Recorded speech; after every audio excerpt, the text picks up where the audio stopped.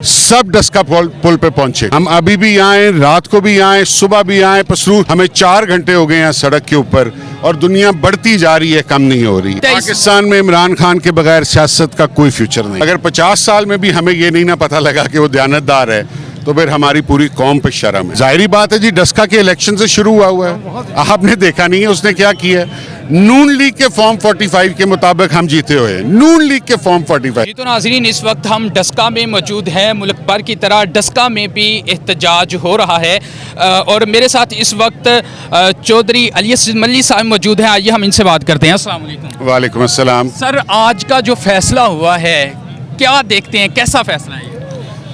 ये लोग एक बीमारी है और ये हमारे मुल्क को लगी हुई है।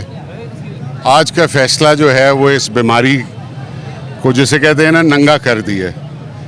खान वो आदमी है जो पिछले 50 साल से पब्लिक लाइफ में है। 50 साल से दुनिया देख रही है कि वो एक ऑनेस्ट और दयानतदार आदमी है।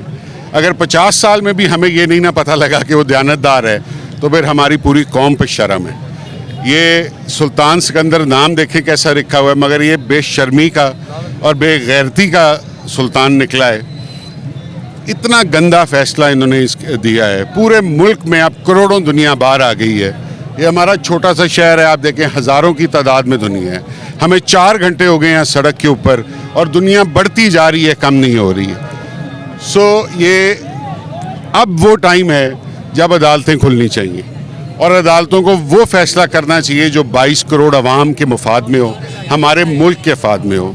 ये जो लोग मिठाइयाँ बांट रहे हैं ना, ये भी वही गलाजत है जो कि रेड लाइन क्रॉस कर रहे हैं। पाकिस्तान तो एक ऐसी रेड लाइन होनी चाहिए ना।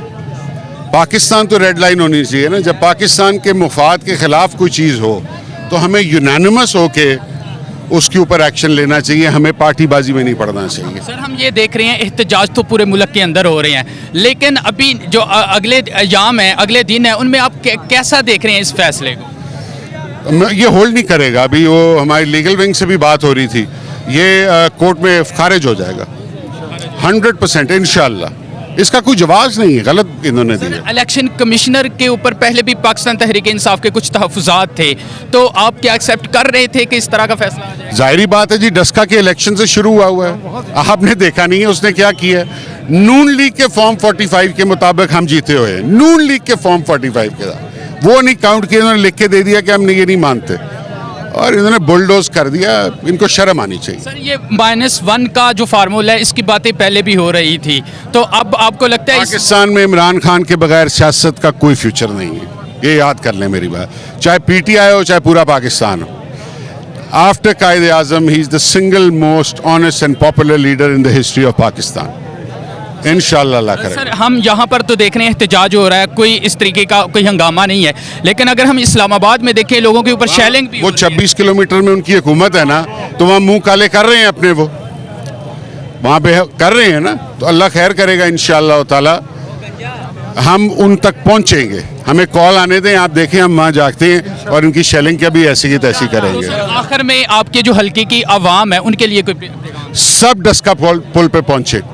हम अभी भी आए, रात को भी आए, सुबह भी आए, पसरू जब तक हमारा कप्तान हमें नहीं कहेगा हम यहाँ से वापस नहीं जाने वाले।